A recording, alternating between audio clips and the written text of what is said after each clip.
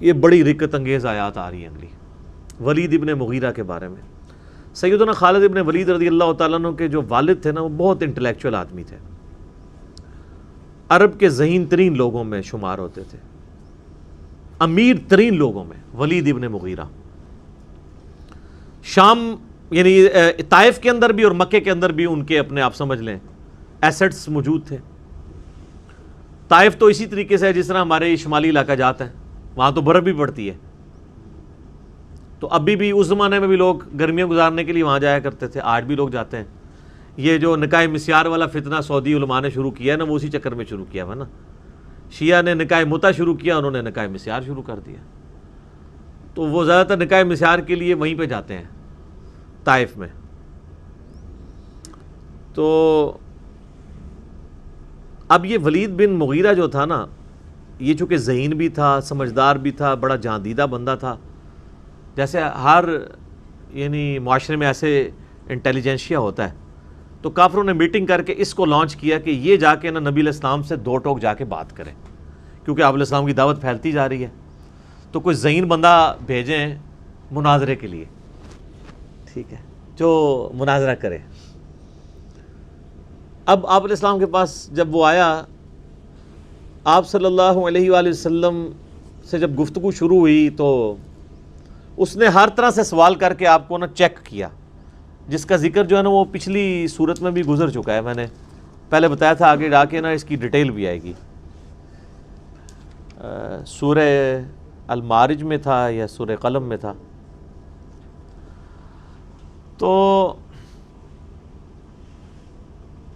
اب وہ نبی علیہ السلام سے ڈسکشن کر رہا ہے، پھر واپس آتا ہے اپنے وہ دار الندوہ کے اندر جہاں پہ وہ بیٹھا کرتے تھے۔ اچھا، یہ ساری چیزیں نا عمر سیریز کے اندر انہوں نے فلمائی ہیں جناب، ولید بن مغیرہ بھی دکھایا ہے، اور وہ جو میٹنگز کرتا ہے، جو مل کے آتا ہے، تو وہ بڑا اس کا چہرہ لٹکا ہوا ہوتا ہے، کیونکہ ذہین بندہ ہوتا ہے نا۔ اب وہ اس سے پوچھتے ہیں بتاؤ کیا بنا، کیا اس کو ہم جادوگر کے، ان کا نہیں، جادوگر نہیں ہے، جادوگروں کو میں جانتا ہوں، یہ جادو کلام جادوگروں والا ہے ہی نہیں ہے۔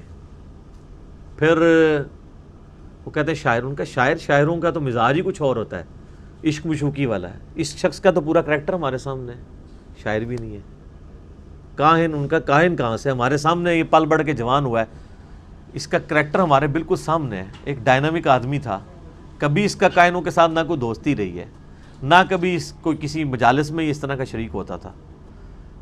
تو وہ اچھا، اب ان کو لگا کہ گیا جی یہ ولی صاحب بھی گئے نا، تو پھر اس نے بہانے کر کے نا، اس نے کہا زیادہ سے زیادہ کہنا یہ کہہ دو یہ اگلے لوگوں کی سٹوریاں بیان کرتا ہے، حالانکہ قرآن میں کیا صرف اگلے لوگوں کے واقعات ہی ہیں، آنکھوں میں آنکھیں ڈال کے مشرکین عرب کے ساتھ گفتگو نہیں ہوئی ہے، مکی قرآن میں تو ہوئی ہے۔ اور پھر ہاں یہ بھی کہہ سکتے ہو تم کہ ایک جادو پیچھے سے چلتا آ رہا ہے، بس اسی کی ایک کنٹینیوشن ہے، ایک بہانے کے طور پہ۔ اب اللہ تعالیٰ کو ولید ابن مغیرہ پہ سب سے زیادہ غصہ آیا، کیوں؟ کہ یار چلو باقی تو بونگے تھے، تیرے پاس تو ڈگری موجود تھی، تو انہیں علماء سو کا کردار کیوں ادا کیا؟ چلو جاہل آدمی تو جاہل ہوتا ہے، جب پڑھا لکھا بندہ اس طرح کی حرکت کرے تو اس پہ پھر غصہ زیادہ آتا ہے۔ اب یہاں سے اللہ تعالیٰ کا غصہ ولید ابن مغیرہ پہ شروع ہے، اور کس سخت الفاظ کے ساتھ ہے۔ اب یہ لادہ بات ہے کہ اسی کے 3 بیٹے مسلمان بھی ہو گئے بعد میں۔ ایک بیٹا تھا ان کا ولید ابن ولید، وہ خالد ابن ولید سے بھی پہلے مسلمان ہوا، اور اس کی وجہ سے حضرت خالد ابن ولید بھی اسلام سے امپریس ہوئے اور بعد میں مسلمان ہوئے، اگرچہ صلح حدیبیہ کے بعد ہوئے۔ 19 سال تک کفر کی زندگی گزاری ہے حضرت خالد ابن ولید نے، بعد میں پھر دیکھیں اللہ نے ان کو کہاں سے کہاں پہنچایا ہے، اللہ نے پھر مسلط کر دیا رومن امپائر اور پرشین امپائر کے اوپر ان کو۔ تو دوسرا بیٹا تھا خالد ابن ولید، اور تیسرا ہشام ابن ولید، یہ 3 بیٹے ہیں جو مسلمان بھی ہوئے ہیں۔ عمر سیریز کے اندر انہوں نے یہ سین بھی فلمایا ہے، جب خالد بن ولید مسلمان ہوئے نا، تو کافروں نے اب ان کو تانا دینا شروع کر دیا کہ اس نے وہ دین قبول کر لیا ہے جس کی جو ٹیکسٹ بک ہے اس میں اس کے باپ کے بارے میں اتنی سخت باتیں موجود ہیں، تو یہ کیسے تلاوت کرے گا ان آیات کی؟ تو سیدنا سالم جو بخاری مسلم میں آتا ہے 4 بندوں سے قرآن سیکھو، ان میں سے ایک ابن مسعود بھی ہیں، ابی ابن کعب بھی ہیں اور سالم بھی ہیں. یہ یعنی ینگ سے نوجوان تھے. ان کے پاس حضرت خالد بن ولید آتے ہیں اور کہتے ہیں مجھے قرآن سکھاؤ. یار اسلام بڑوں بڑوں کی اکڑ توڑ دیتا ہے. یہ عرب کے لوگ یہ غلاموں کو تو جوتی کے برابر نہیں سمجھتے تھے، اور کدھر اسلام ہے کہ وہ ایک غلام زادے سے کہہ رہے ہیں کہ مجھے یار قرآن سکھاؤ. تو انہوں نے کہا ٹھیک ہے. انہوں نے کہا سب سے پہلے مجھے وہ آیات سکھاؤ جو میرے باپ کے بارے میں نازل ہوئی ہے. ہائے ہائے ہائے ہائے سر کتنا جگرا چاہیے. اور وہ انہوں نے جو سین فلمایا ہے نا، وہ بندے کے آنسو نہیں رکتے. آپ اگر عمر سیریز میں وہ دیکھ لیں کہ کیا کیفیت ان کے اوپر طاری ہوتی ہے، کتنا ان کو پسینہ طاری ہو جاتا ہے.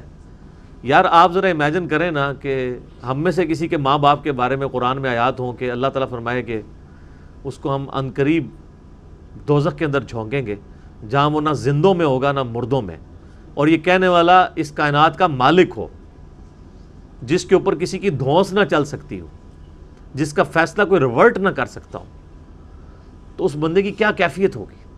اب وہ آیات شروع ہو رہی ہیں. اب آپ کو ان آیات کے اندر درد جو محسوس ہوگا نا، وہ اس ساری گفتگو کے بعد آپ فیل کریں گے اس کو. ذرنی ومن خلقت وحیدا، اے نبی چھوڑ دیں اس کو جس کو ہم نے اکیلا پیدا کیا تھا. یعنی اکیلا پیدا ہوا تھا، لیکن اس کی آج یہ جرت سورۃ القلم میں آتا ہے نا اس کے بارے میں. اکیلا تھا اور اللہ نے اس کو اتنا نوازا. کیسے؟ وَجَعَلْتُ لَهُ مَالًا مَمْدُودًا، ہم نے اس کو مال کثیر دیا. وَبَنِينَ شُهُودًا، اور کتنے بیٹے دیے جو ہر وقت اس کی نظروں کے سامنے رہتے ہیں. قبائلی سسٹم میں بیٹوں کی بڑی اہمیت ہوتی تھی نا. جس کے جتنے 5 بیٹے تھے اس کے، تو وہ بڑا ایک سمجھا جاتا تھا کہ جی جناب بھی بڑی مضبوط بندہ ہے. اللہ فرماتا ہے اکیلا پیدا ہوا تھا، اتنا کمزور تھا، میں نے اسے اتنا مال دیا، عرب کا امیر ترین شخص یہ بن گیا. میں نے اس کی آنکھوں کے سامنے رہنے والے اس کو بڑے یعنی بیٹے دیے، 5 بیٹے. وَمَهَّدتُّ لَهُ تَمْهِيدًا، اور ہم نے اسے ہر طرح کا دنیا کا سامان عطا فرمایا تھا. ثُمَّ يَطْمَعُ أَنْ أَزِيدَ، پھر بھی وہ طمع رکھتا ہے کہ ہم اسے مزید دیں. دوسری طرف تو ظاہر ہے کہ وہ تو بخاری مسلم کی حدیث ہے، کسی کے پاس سونے کی 2 وادیاں ہو نا تو وہ کہے گا میرے پاس تیسری آ جائے، اس کا پیٹ تو قبر کی مٹی بھرے گی. تو یہ تو انسان میں بلٹ ان ایک ہے. کلا، ہرگز نہیں، یہ وہی ہے نا. انہ کان لآیاتنا عنیدا، یہ ہماری آیات کا سخت دشمن ہے. سأرہقہ صعودا، میں عنقریب اسے مجبور کروں گا کہ یہ وہ کٹھن چڑھائی چڑھے، یعنی دوزخ کے اندر. آپ پتہ دوزخ میں چند عذابات یہ بھی ہیں کہ پہاڑ کے اوپر چڑھایا جائے گا. سخت گرمیوں میں سر سیڑھیاں چڑھنا مشکل ہو جاتی ہیں، اور اگر کسی کو یہ سزا دے دی جائے کہ سخت گرمیوں میں اس نے 2-3 کلومیٹر اونچا پہاڑ سر کرنا ہے، تو یہ کتنا بڑا عذاب ہے. عنقریب ہم اسے چڑھائی پہ چڑھائیں گے.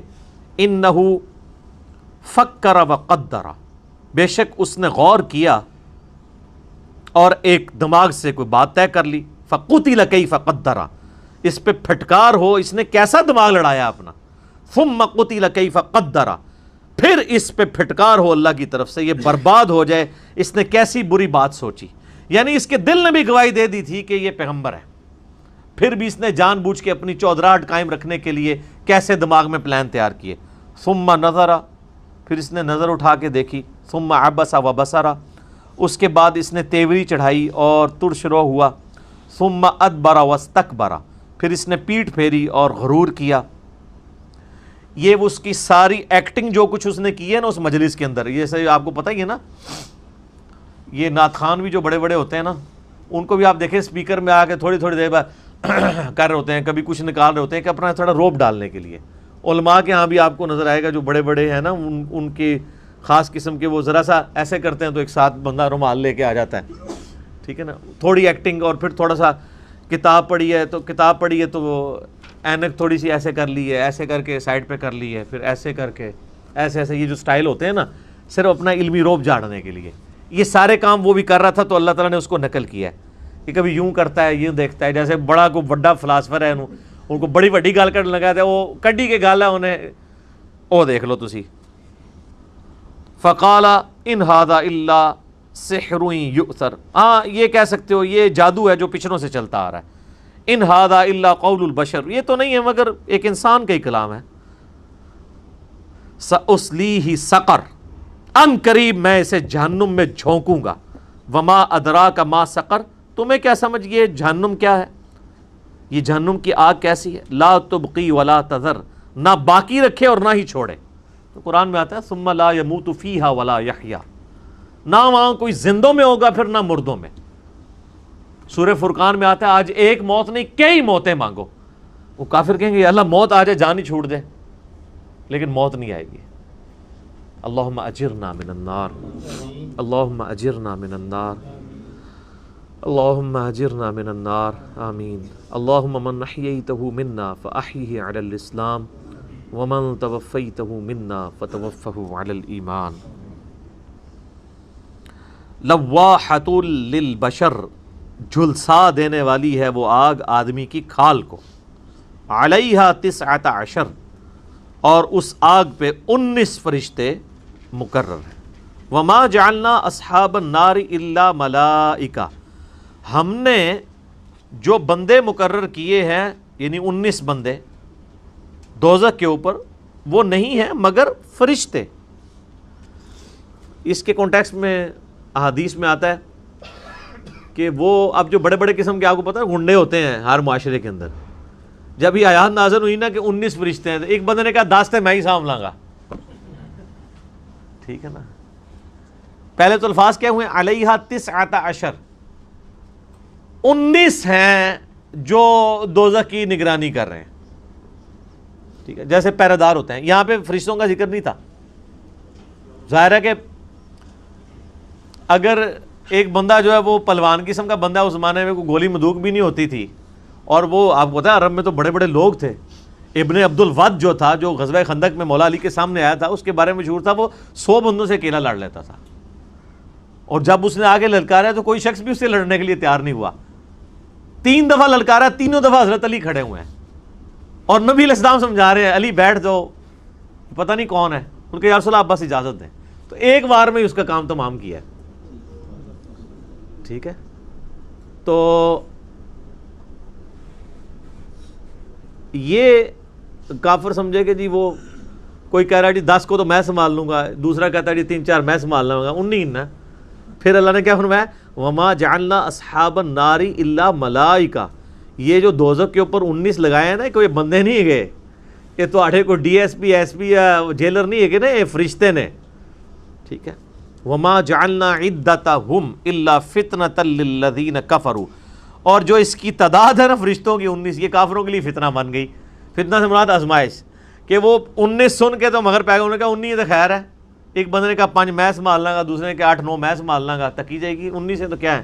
تو اللہ فرماتا ہے یہ آزمائش بن گئی 19 کا عدد. ان کو یہ پتہ ہی نہیں ہے کہ فرشتہ ایک کیا فرشتہ نہ بھی ہو، وہ تو اللہ تعالیٰ کی طرف سے عذاب مسلط ہے، وہ کوئی ٹل سکتا ہے.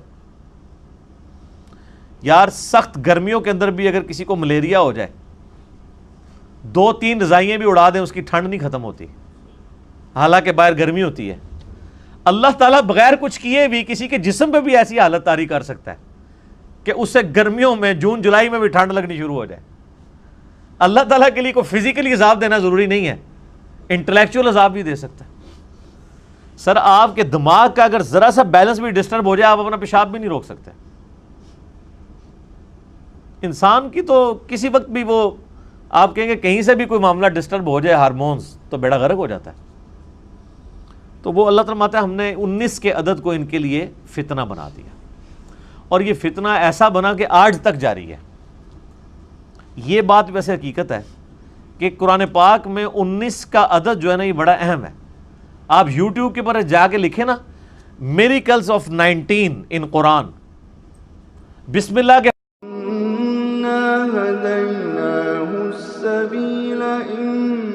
إما شاكرا